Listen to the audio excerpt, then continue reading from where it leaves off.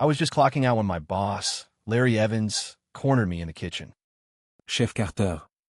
He said, all smiles. Bookings for the big Christmas Eve service are about to open up. This is the year we finally crush the Sterling house next door. I nodded. Already on it.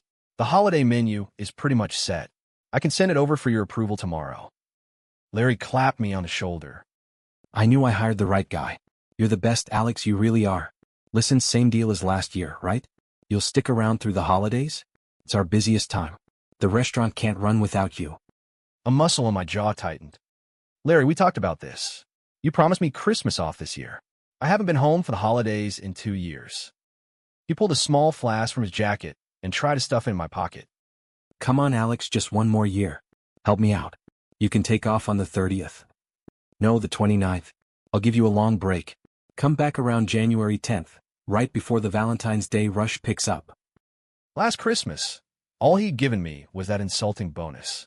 My entire holiday week had been a wash. I thought for a moment, then laid out my terms. I'll stay, but it's triple time for Christmas week, and the holiday bonus is separate. That's the deal. Larry paused for a fraction of a second. Then his easy grin returned. Of course. Triple time for the holidays, you've earned it. The next day, I emailed him the menu. Boss, here's the Christmas lineup. Let me know what you think. Larry scrolled through it on his phone. Alex, these prefix menus, the ones for $300 and up, they all list a new dish. The Summit Scallops. What's that? It's a new creation of mine. I said. Sounds festive, perfect for a high-end Christmas dinner. Figured it would be our showstopper. He looked uncertain. A new dish? You and your apprentice. You think you two can handle that for a fully booked house? I square my shoulders. If I can put on a menu, I can cook it. My mom called that afternoon. Honey, are you coming home for Christmas this year? Mom, the boss needs me to stay again. The Christmas Eve service is the biggest night of the year. I could hear the disappointment in her voice. But you've missed the last 2 Christmases. Your father and I really miss you. Hearing that twisted a knife in my gut. You know what? Mom, why don't you and Dad fly out here this year? I'll book you a flight for the 20th. We can celebrate in Denver. Once my parents' travel was squared away, I could finally focus on the dinner service. Last year, Larry's restaurant, Crestwood Grill, had made a name for itself by offering incredible food at a fair price. This year, the Christmas Eve reservations poured in. We were booked solid, every last table in the main dining room. Larry looked at the full reservation list on his tablet, his face glowing. We are going to make an absolute killing this year. Later, I brought him a restocking list. Larry, I did inventory.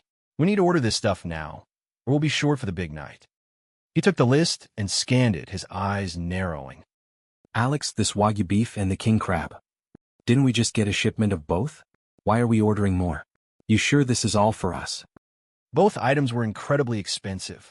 His question was a thinly veiled accusation. What did he think I was going to do with it? Sell it to another restaurant out the back door? A flash of anger shot through me, but I kept my voice even. We did, but they're specialty items, so we only order them in small quantities. With the holidays coming up, we need to stock up now before our suppliers run out. Larry grumbled, but reluctantly signed off on the purchase order. On December 20th, I found Larry in his office. Boss, I need to take off this afternoon to go pick up my parents from the airport. Larry frowned. Now, Alex, that's right before the dinner rush. It's the only flight they could get from back home. There's nothing I can do about the timing. I'll be back by 7:30. I can still catch the back half of the service. I'll have to dock you a half-day's pay, he said, his tone severe. In the past, he'd always been easygoing about me, taking a couple of hours here and there, never mentioning pay. I was annoyed. Even if he docked my pay, it shouldn't be for half a day. Larry, I'll only be gone for 2 hours. He put on a helpless look. It may be 2 hours, but it's the 6 to 7 peak. That's when we get slammed. My own temper flared. Fine. If you're docking me for half a day, then I'm not coming back at all this afternoon. I'll take my parents out for a nice dinner. Larry fell silent, then waved a dismissive hand, agreeing to it. I didn't think much of it. I've been working at his restaurant for 3 years. I was his right-hand man. 4. When I came the next day, my apprentice, Kevin, was practically buzzing with energy. As I worked, he hovered around me, his eyes glued to my hands.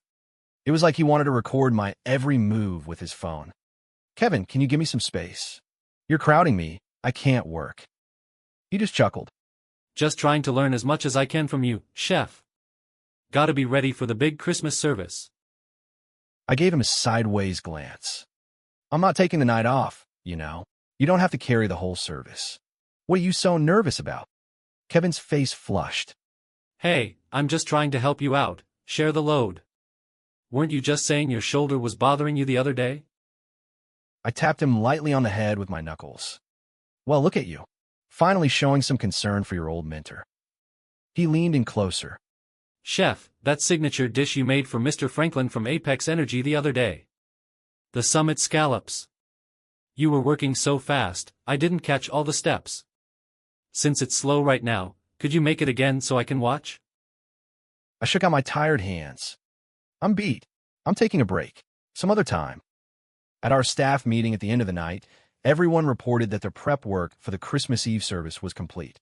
We were all set for the main event, but something felt wrong. Last year, Larry had been checking in with me every couple of days about the holiday bookings, asking for my input on menu tweaks or whether we should add a complimentary dessert to boost reservations. This year, it was like he'd forgotten all about it. After I submitted the menu, he never brought it up with me again. A lot of things lately had felt off. My suspicions were confirmed on December 23rd, when Larry called me into his office after my shift and handed me an envelope. "Alex, here's your pay for the month. You only worked half of it, but I paid you for the full 30 days. Consider it a thank you for everything you've contributed to this place." It took me a second to process what he was saying. "Larry, what is this?" He let out a dry laugh. "You wanted the holidays off, didn't you? I've been thinking, and you really have worked hard these last 2 years. So go on home for Christmas this year. Take a nice long rest. After the new year, you can start looking for something new." The old bastard. He was firing me. 5. I immediately thought of my request for time off. "Larry, is this because I took a half day off the other day? I checked the reservation book before I left. It was a slow night. The kitchen was fine without me." Larry waved his hand dismissively. "I'm the owner. You think I'd get bent out of shape over a half day? Look, you've been busting your ass here for years. Kevin told me your shoulder is always bothering you. Don't kill yourself, Alex. Take a break. Go see a doctor." Before I could say another word, he turned and walked away. I stood there, clutching the envelope, my stomach churning with rage. That son of a bitch was cutting me loose now that all the hard prep work was done. I pulled out my phone and called Kevin. "Larry, that bastard, he just fired me. Did he give you your final check? If not, I'll go get it for you. After the holidays, I'll find us a gig at a much better restaurant." Kevin stammered on the other end. He didn't give me a final check. He didn't fire me." I froze. In that moment, I understood everything. "So," I said, my voice cold, "are you coming with me, or are you staying here?" His voice was barely a whisper, like the buzzing of a mosquito. I think I'm going to stay." One who burns the bridge behind him, the other an ungrateful snake. They were in cahoots. When Larry first bought this place 3 years ago, business was terrible.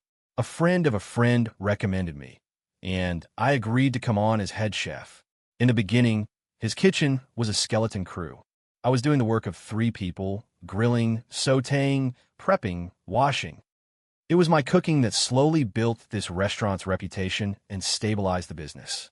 Only after he had some money in the bank did he finally start hiring more kitchen staff.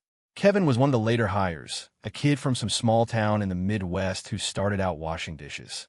He looked unassuming, but he was sharp and paid attention. One day, he found me after a shift and insisted on buying me a beer. "Chef Carter, let me train with you on the line. The pay for a dishwasher is too low. I want to earn more money so I can fix up my mom's house." His devotion to his mother moved me, so I took him on as my apprentice. I didn't just teach him how to cook. I helped him out with food, clothes, whatever he needed. And now, barely 2 years later, the backstabbing little snake had turned on me. What a perfectly executed betrayal. 6 when I got home, I dug out the contract I'd signed with Larry. He had promised me 10% equity in the restaurant after 3 years of service. My third anniversary was just 1 month away. By firing me now, the bastard didn't have to pay me triple time for the holiday, and he didn't have to give me my shares. 3 years of my life, all for nothing. There was no way I was going to let this go. I wanted to see if he and his star pupil, Kevin, could actually pull off Christmas Eve dinner without me. On Christmas Eve, my parents and I had just sat down to dinner when my phone rang. It was Kevin. Chef, you've got to help me. The spicy calamari salad. Customers are sending it back. They're all saying the dressing tastes wrong. When I was first starting out, my own mentor told me something I never forgot. In this business, we live and die by our recipes. You teach your apprentice, but you always hold something back. If they're smart, they'll figure it out on their own eventually. Naturally, I'd held a few things back from Kevin. I don't work there anymore. I said lazily into the phone. I can't give you any advice. What if a customer has a bad reaction? I can't be responsible for that. I hung up and went back to watching TV with my parents. A few minutes later, my phone rang again. This time it was Larry. I thought for a second, then answered. Larry, what surprise. Calling me on Christmas Eve. Merry Christmas. Larry let out a forced laugh. Merry Christmas. Are you and your parents at home? You didn't go out of town? Nope, and it's all thanks to you. My folks came here to spend the holiday with me this year. That's great.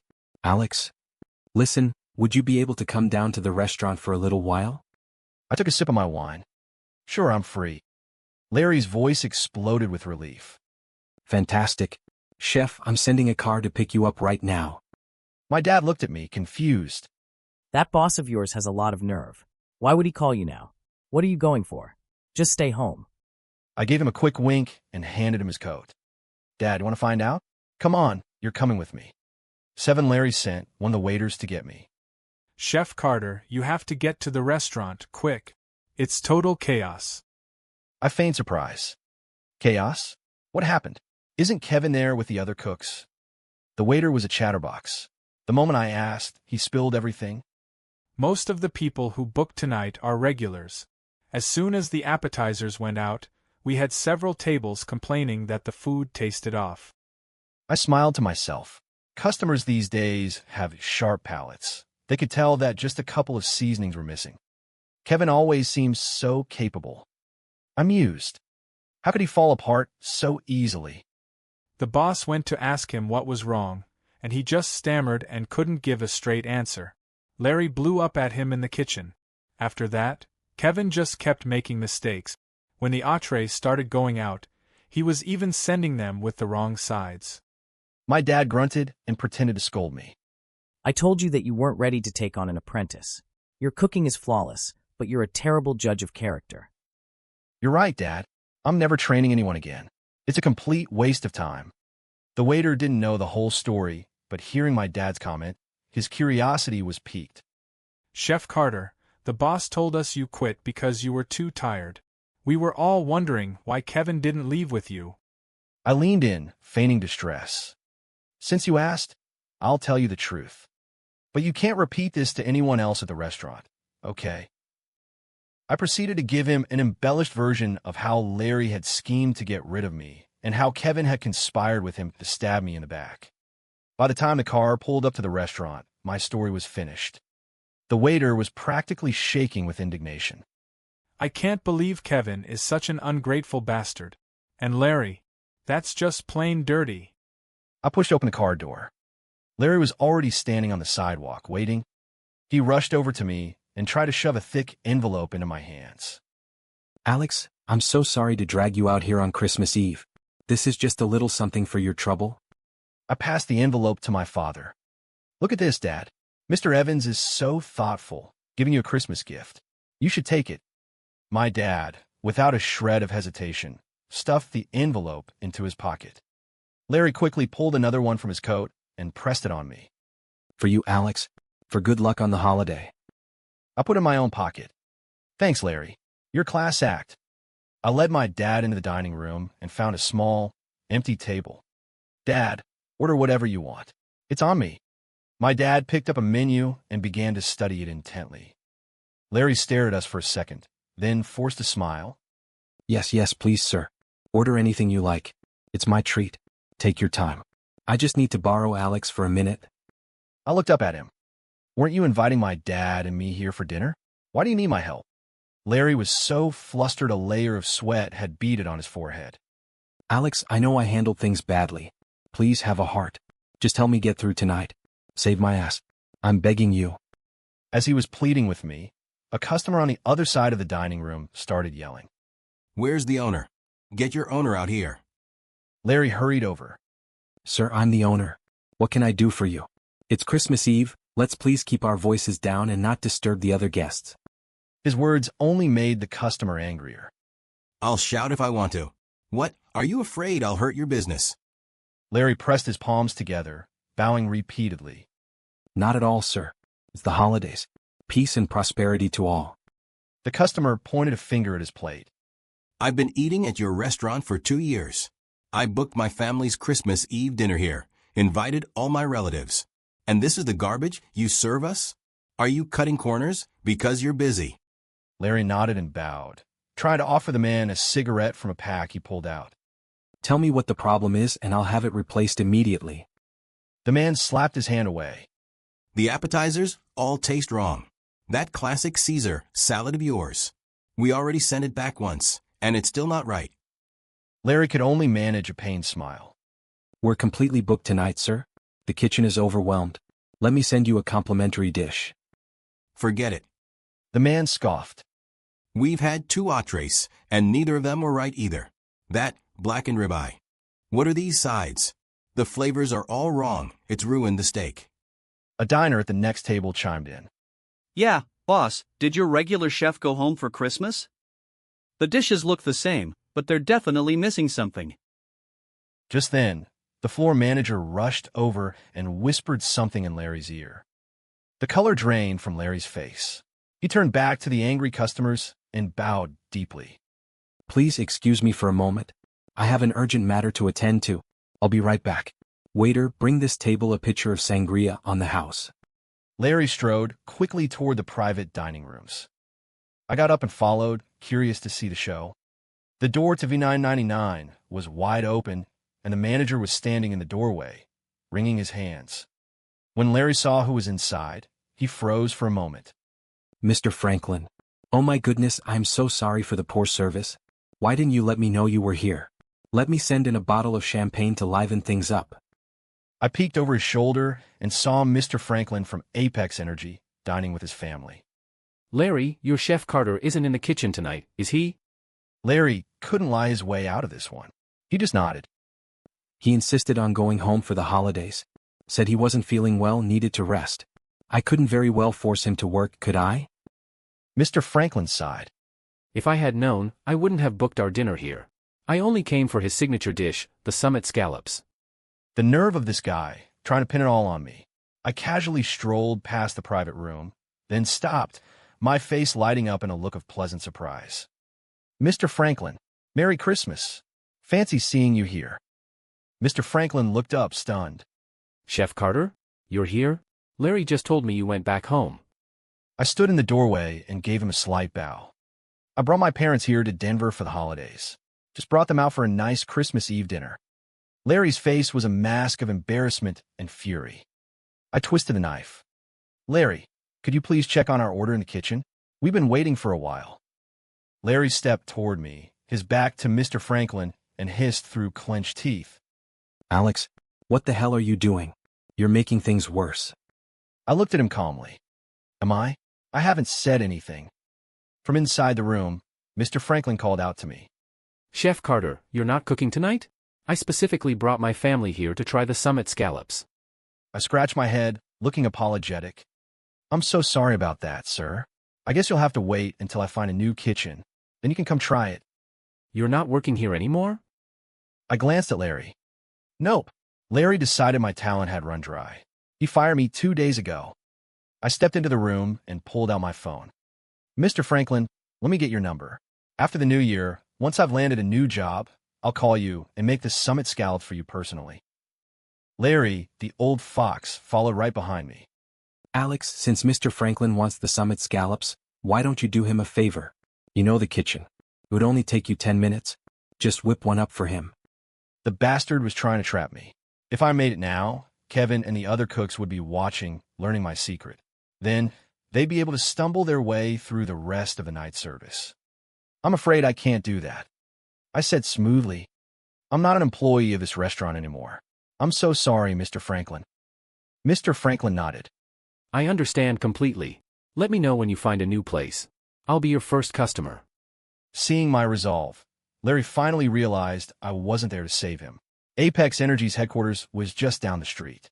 For the past 2 years, they'd been one of his biggest corporate clients. Alex, this is a low blow. He seethed.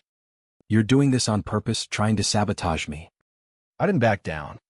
And what you did was honorable. Firing me right before Christmas just to save a few bucks on my holiday pay? My 3-year anniversary was next month. You fired me, so you wouldn't have to give me my equity. I worked my ass off for you for 3 years, and you call me dishonorable? You're the one with all the angles. His scheme exposed, Larry's face flushed with rage. I'm the owner. I can decide who I want to employ. Then why did you call me and beg me to come here tonight? Don't you have employees? Isn't that backstabbing apprentice of yours supposed to be running the kitchen? As we were arguing in the hallway, the floor manager ran up to him. Boss, there's a food blogger in the main dining room. He's live streaming with that angry customer, telling everyone the restaurant is a scam. This was turning out to be one hell of a Christmas Eve. I walked back into the dining room and saw a popular food influencer with his phone set up on a small tripod. I recognized him. He had a huge online following. Larry saw him and panicked, lunging for the phone. But the influencer was quick, snatching it and holding it close to his chest. One of his crew members stepped in between him and Larry. The guy was a total pro. Even in the middle of all this chaos, he kept his cool for the camera. All right, fam, the owner of Crestwood Grill is here. He just tried to grab my phone to stop the stream. Looks like the other diners were right. Something shady is definitely going on here. I sat back down with my dad, pulled out my own phone, and we both tuned into the live stream. Even on Christmas Eve, he had tens of thousands of people watching. Crestwood Grill was about to go viral for all the wrong reasons. Larry's panicked voice came through my phone speaker. Hey you, whatever your problem is, you can talk to me directly. Why are you trying to ruin me?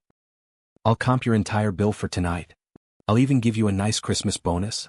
Just turn off the stream. The influencer was livid. Did you all hear that, fam? The owner of Crestwood Grill is insulting me. He's trying to bribe me. The comments on the live stream flew by in a blur. This owner is an idiot.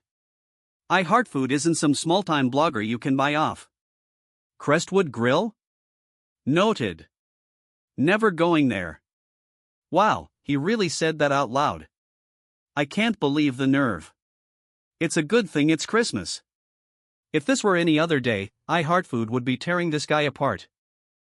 The original angry customer was sitting next to the influencer, soaking up the attention. Listen, everyone, I've been a loyal customer here for 2 years. But tonight's Christmas Eve dinner is a total disaster. He panned his own phone around the packed dining room. The place is full, and every single dish tastes wrong. Larry was losing it. You're lying. Who sent you here to cause trouble? The influencer fired back. You're the one who's lying. I have hundreds of thousands of followers. I don't need to pull cheap stunts like that. My team just happened to book our holiday dinner here, and we walked into this mess. And I'm inclined to believe a long-time customer. The other diner nodded eagerly. That's right. I don't know this guy. I'm just here for dinner with my family over at that table. Watching the chaotic live stream, I felt a wave of satisfaction wash over me, as refreshing as ice cream on a hot summer day. It was pure, unadulterated bliss. 13. Before the fire from the live stream could be put out, another one erupted from the private dining rooms. Owner. What the hell is wrong with your kitchen? We finished our entire meal, and we're still missing a dish. Are you slaughtering the cow for that Summit Scallops dish? It's been half an hour. Larry had set a minimum price of $300 per person for the private rooms. And on my menu, every prix fixe over that price point included the Summit Scallops.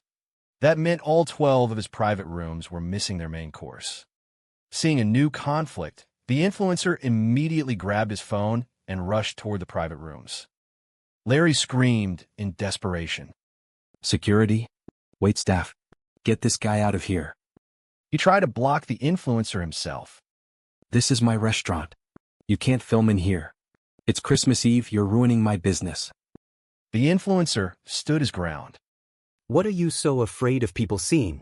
That you're ripping off your customers? The holiday menu is a bait and switch. In the struggle, Larry swung his arm wildly and knocked the phone out of the influencer's hand. The live stream went dead. I looked over toward the private rooms. The influencer picked up his phone and inspected the cracked screen. You broke my phone. You're paying for this. The area around the private rooms descended into utter chaos. Mr. Franklin emerged with his family. Larry, it's too loud in here. We've lost our appetites. We're leaving. Larry rushed to stop him. Mr. Franklin, your meal wasn't complete. Let me refund your money.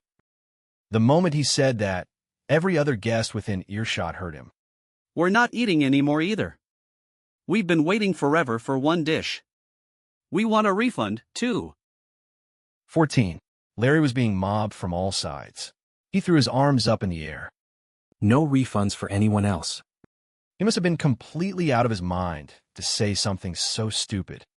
A drunk man stumbled out of a private room, slurring his words. Who the hell's the owner? You won't serve the food. You won't give us our money back. Is this a damn shakedown? He staggered over to Larry. I'll give you $500 right now if you can get your chef to make that scallop dish for my table. I had to laugh. Larry was willing to pay me, but not to refund his angry customers. His brain must have turned to mush. The drunk man picked up a plate from a nearby table and, with a loud crash, smashed it on the floor. Owner, give me my damn money back, or I'll start smashing everything. I nudged my dad. Come on, Dad. The show's over. Let's go home and make a proper Christmas dinner. My dad was reluctant to leave. It's not even 11. We've got plenty of time. This is getting good. Let's watch a little longer. From behind me, Larry screamed. Alex, you goddamn heartless bastard. On instinct, I grabbed a plate from our table and hurled it to the floor. You're the goddamn heartless bastard. These people are right to call your restaurant a scam. That lit a fire under my dad. He rolled up his sleeves and started toward Larry. I'm standing right here, and you dare to curse at my son? I held him back. Dad, it's not worth getting into a fight with him on Christmas.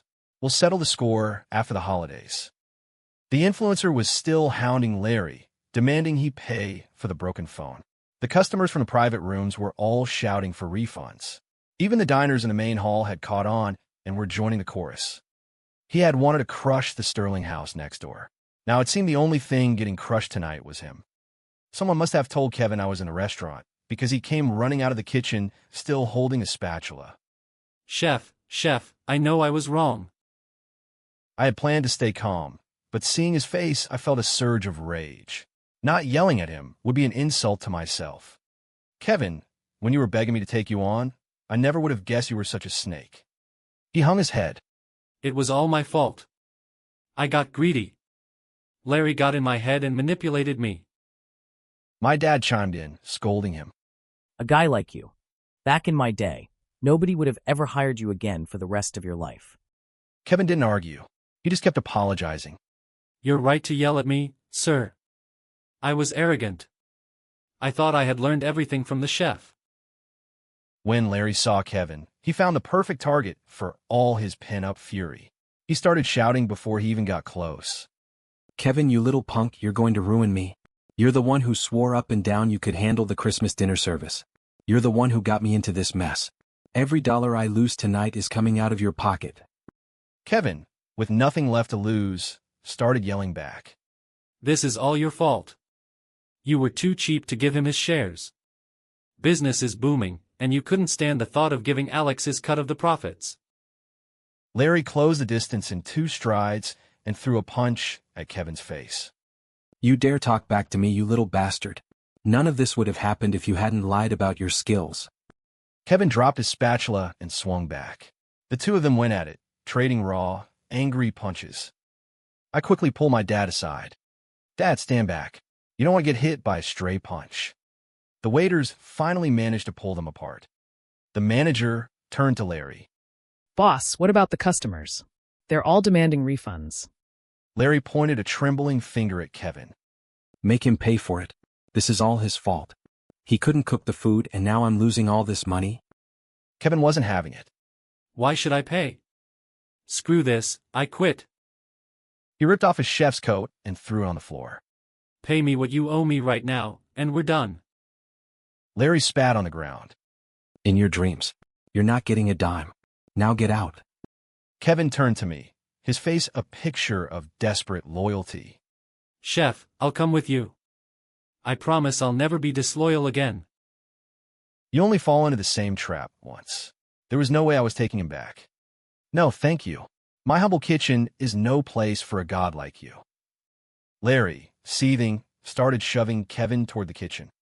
Even if you quit, you're going to finish the damn service tonight. But Kevin was younger and stronger. He twisted around and threw Larry off balance, sending him stumbling to the ground. Go cook it your damn self. Larry, furious, yelled at the waitstaff. Grab him. Somebody call the cops. Call the cops. But Kevin was already out the door and gone.